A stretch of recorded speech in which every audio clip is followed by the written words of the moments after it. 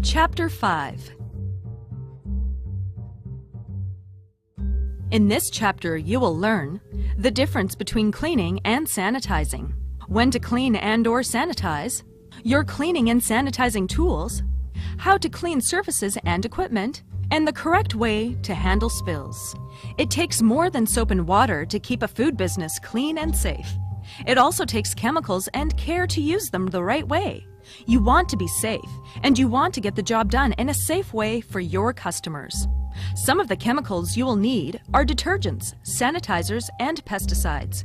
These help stop germs and germ-spreading bugs dead in their tracks. Cleaning removes visible dirt, debris, stains, spills, and other impurities from a surface. Use hot water, detergent, scrubbing wiping implements, and clean water for rinsing. Sanitizing is the process of reducing the number of microorganisms by using heat or chemicals on a clean surface. Dishes and equipment are sanitized to reduce bacteria to safe levels. Cleaning and sanitizing must be a two-step process. Surfaces must first be cleaned and rinsed before being sanitized. Sanitizing kills the microorganisms on a surface, either with very hot water or a chemical solution. The three-sink process. Manual cleaning and sanitizing uses a three-basin sink as follows. Sink number 1.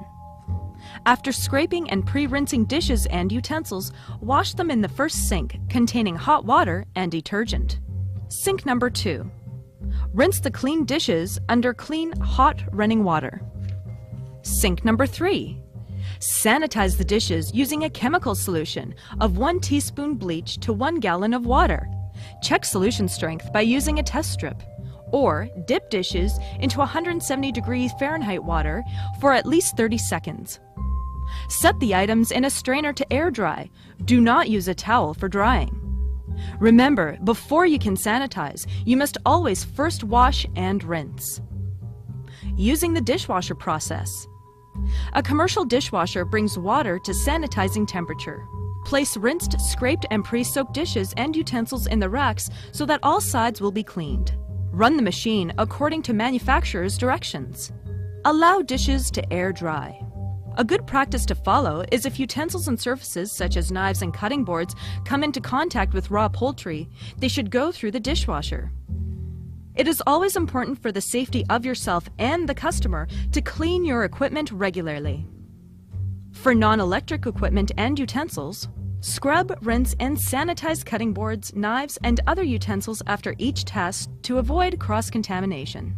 And be sure to wash, rinse with clear, clean water, then sanitize slicers and food processors after each task as well. For electric-powered equipment and utensils, be sure to unplug the equipment first. Wash equipment surfaces with soapy water, rinse with clean, clear water, then sanitize with a chemical bleach solution. Take out removable parts, cleaning and sanitizing each one before setting aside to air dry. After cleaning, be sure to reassemble the equipment, washing and sanitizing surfaces you touch. When cleaning, be sure to use separate wiping cloths for cleaning surfaces that come into contact with food, such as cloths used for equipment, prep tables, and cutting boards, and surfaces that do not come into contact with food, such as cloths used for floors, walls, and countertops. Each type of wiping cloth is stored in its own separate bucket containing sanitizing solution.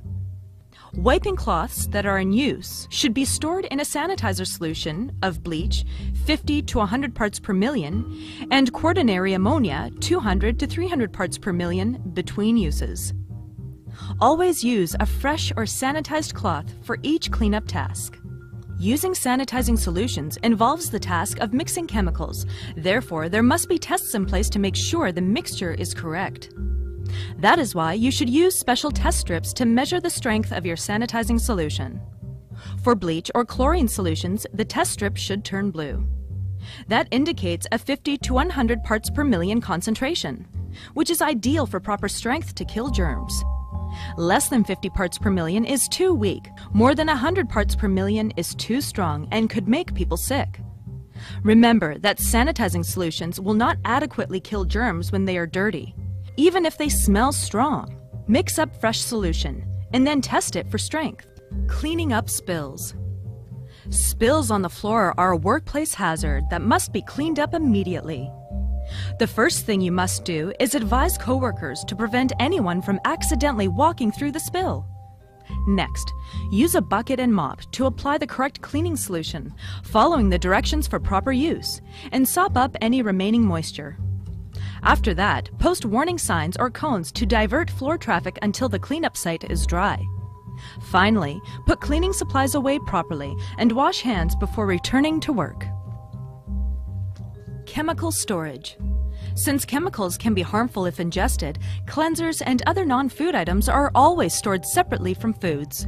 Separate shelves, separate cupboards, sometimes even separate rooms. Chemicals are never stored in food containers, nor are foods to be stored in chemical containers. Chemicals should be kept in their own original packaging or in other break-resistant, clearly labeled containers. When using chemicals, follow the handling instructions contained in Material Safety Data Sheets, MSDSs, which should be available in your workplace. Chemicals should be kept away from food handling areas. If chemicals come into contact with food, throw the food away. Store chemicals below and away from food and utensils. The farther, the better. Clean up all chemical spills immediately, then wash your hands and, if needed, change into fresh clothes. Garbage storage. First, make sure that your garbage container is sturdy and leak-proof and has a tight-fitting lid, and be sure to use a leak-proof bag. This will save you a lot of hassle in the future. Your work area should be designed in such a way that allows you to keep the place clean and work hygienically. In addition to clean storage of waste, one thing to keep in mind is to make sure the doors and external windows are secure enough to keep out the pests such as flies and rats. Always be sure to empty the garbage regularly and arrange for it to be removed regularly. And be sure to never let it pile up, especially around food areas. Be sure to clean and sanitize garbage containers frequently to minimize odors and to keep from attracting bugs and pests. And be sure that after any garbage duty, you wash your hands thoroughly. Breakdowns, outages, and facility emergencies. If the refrigeration goes out, measure food temperatures with a metal stem thermometer. If they are 41 degrees Fahrenheit or colder, move foods immediately to another fridge, if available. If not, keep its door shut. When the power comes back on, measure it again. If foods have moved into the danger zone, throw them out. If the stove or oven stops working, use approved methods to cool food that was cooking and refrigerate it. If cooked food in a defective hot holding station falls below 135 degrees Fahrenheit, throw it out. If the hot water is off, no hot water equals no sanitation. Stop food service immediately. If any other major service interruptions occur, such as water, sewer, power, heating, the best course of action is to close the restaurant until these essential services are restored.